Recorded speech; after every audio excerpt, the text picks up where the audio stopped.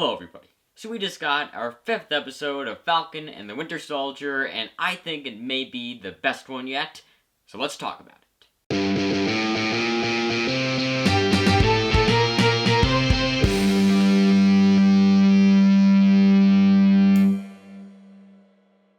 So if you're unfamiliar with how I like to structure my reviews, I give a non-spoiler review of the episode, just kind of giving my general thoughts, overall thoughts of the episode. Then I go into specifics, giving more spoilers of just specific things that I want to talk about.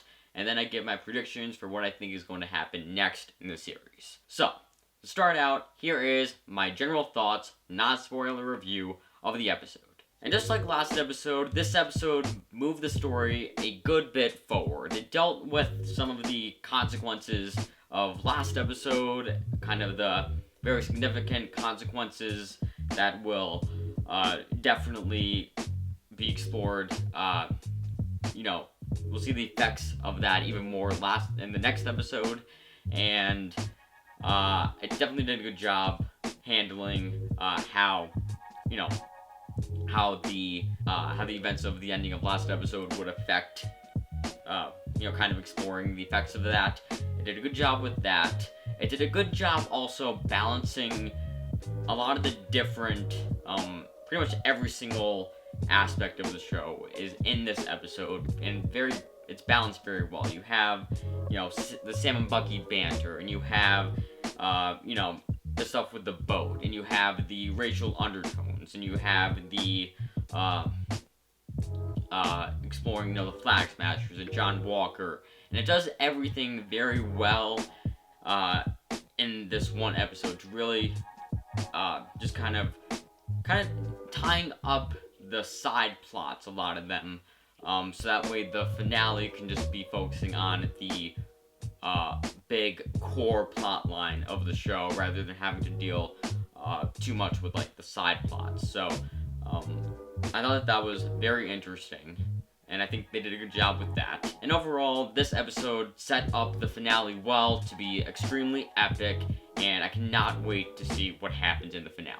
So now I'm going to go into my spoiler review, except for the rest of the video, I'll be wearing a different shirt because I filmed this yesterday, but the autofocus wasn't on until this point, so I had to refilm everything to this point. But for the rest of the video, except for one portion, I will come back like this. But for the rest of the video, I'll be wearing a different shirt, and the shot might be a little bit different. But without further ado, let's get into my spoiler review. The episode starts with John Walker immediately after the events of last episode, immediately after killing the guy after Lamar dies. And he's just kind of going a bit crazy, and then Sam and Bucky show up, and Sam starts to reason with him, starts to use his experience as, we saw in Captain America the Winter Soldier. He was running this support group for veterans with PTSD, and so he's kind of using that.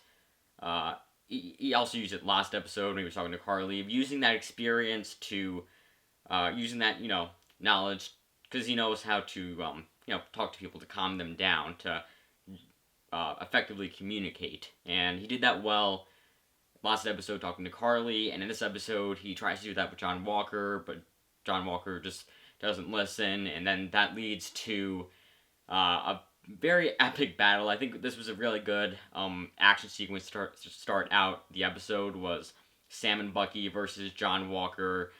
Sam and Bucky were trying to take the shield from him, and that was a very epic battle. I really enjoyed that battle. It was very cool. And so Sam and Bucky, they fight John Walker, they take the shield, and then they kind of get sidelined by the government, because they kind of the government kind of comes in and tries to deal with everything that happened with John Walker killing the Flag Smasher guy. So they kind of take care of all that, and they try to find Carly, and so Sam and Bucky kind of get sidelined. They kind of, they're just kind of told, alright, you can't really do anything, you don't have any leads, so there's not really much for them to do. So they get sidelined. Bucky ends up leaving to go find Zemo, and Sam goes and he travels back to the United States and finds Isaiah. And this is where that they really start to bring out the racial undertones that that have been present in the prior episodes, and start to bring that out to the forefront and really take it from being a heavily implied thing and bring it to the forefront and really saying what they're trying to say with it. So I thought their conversation was very good, talking about just kind of what it's like to be a black man in America, what it's like to what it was like for Isaiah to be captured by the government and tested with the serum, and how he was very much he's very much abused by them. So I think that was very good. That was very good seeing their very good conversation between the two of them, and showing kind of this very cynical black man who has been through a lot, talking to Sam, who's still optimistic that he can still, that the world has changed. And I think that was a nice conversation between the two of them. And then so Sam talks to Isaiah, and that's kind of how the Isaiah plotline gets wrapped up. I don't know if I could see them in the finale having a scene at the end showing Isaiah, what happens with him, but for now this seems like that's the ending of the Isaiah plotline. And so Sam goes off and he goes home, and he talks to his sister, and they decide that they're gonna fix the boat to be able to sell it, because the person who was gonna buy the boat, they decided not to, because it would be like it would cost more to fix it. So they decide, okay, we're gonna fix the boat, so then we'll be able to sell it. And they get the whole town together, because they kind of owed their parents a favor, so they get the whole town to come help them with the boat situation. And then Bucky shows up, gives Sam a box that we don't find out what is in it, but he gives him this box that he got from the Wakandans, and then helps Sam fix the boat and stays there for a little bit. And so the box, the episode ends and we still don't know what's in the box, but we know that Bucky got it from the Wakandans. And so earlier in the episode, Bucky went off to go find Zemo. He finds Zemo at the memorial, Sokovian Memorial, and we get that shot from the trailers of him standing in front of it, and then Bucky shows up and he acts like he's gonna shoot him. And then he reveals that he took the bullets out of the gun. He pulls the trigger, it just clicks, nothing happens. So he reveals he took the bullets out of the gun, and we get the other shot from the trailer where he's dropping the bullets in front of Zemo's face. And then the Dora Milaje show up, and they take Zemo to put him in the prison that was in Civil War. The Raft, I think is what it's called. I think that's the same prison that they were talking about. So they take him to put him in the Raft, and then Bucky asks for a favor, which is the box with something inside of it. And again, we don't find out what it is.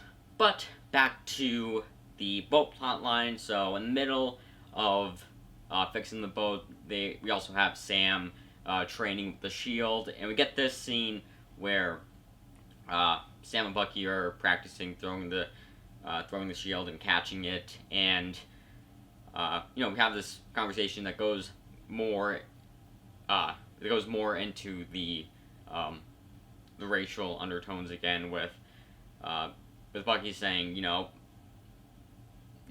me and Steve couldn't have known what it's like for a black man to be handed the the shield. And so, you know, I think that uh, I think that was a nice thing of just showing the, you know, showing kind of more why Sam gave up the shield, and kind of how, kind of like a very realistic thing of, like, you know, a black man isn't going to want to represent the country that hasn't represented them. And so that was an interesting conversation with them that explored the, you know, again, the racial undertones more and brought it out to the forefront again.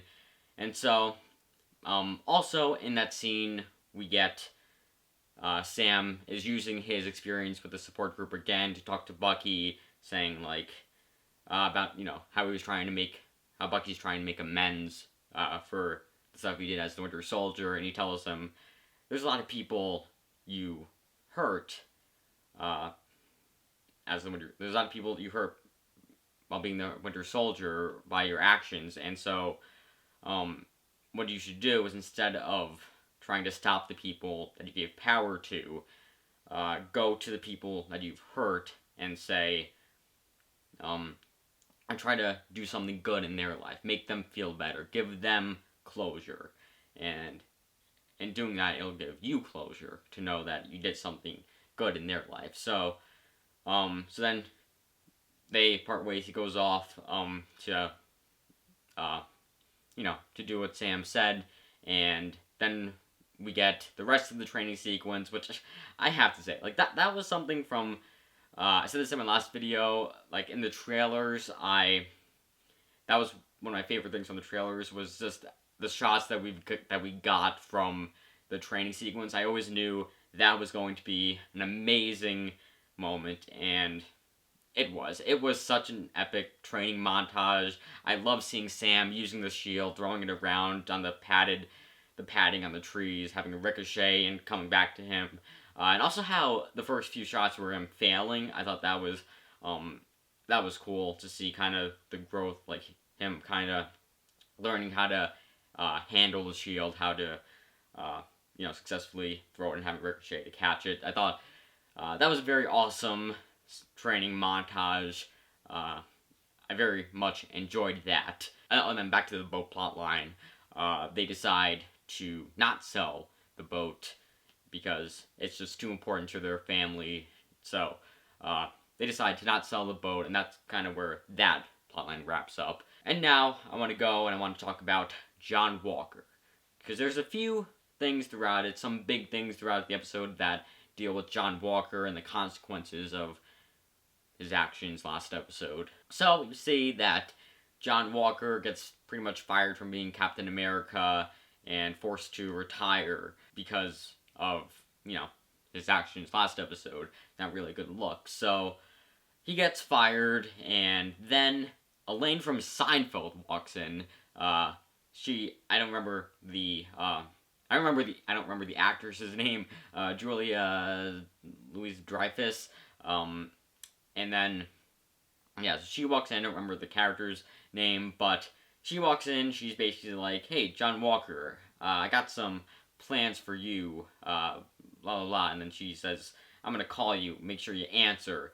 And so she leaves, and at first, because this show, her walking is show her legs walking, so I thought it was gonna be Sharon Carter, and then they pan up, and I'm like, Elaine from Seinfeld, she's in this? What? So yeah, so that was a cool little cameo there, and cool thing setting up what I assume will, you know, be a lot of what's gonna happen in the finale, a lot of, like, John Walker's part in the finale.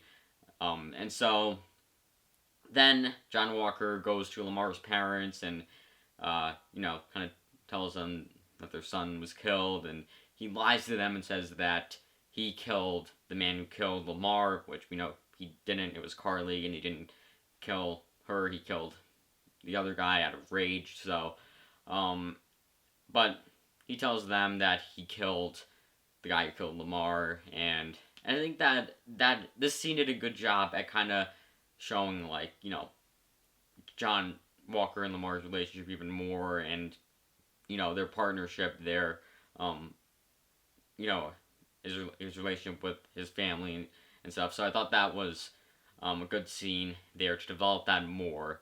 And so John Walker is at a very low point in his life at this point, which is a good point for. It's a good point. It's a good place to have a character who's a good person turn evil, turn bad, turn into a bad guy. It's not good for the character, but it's good from a storytelling perspective.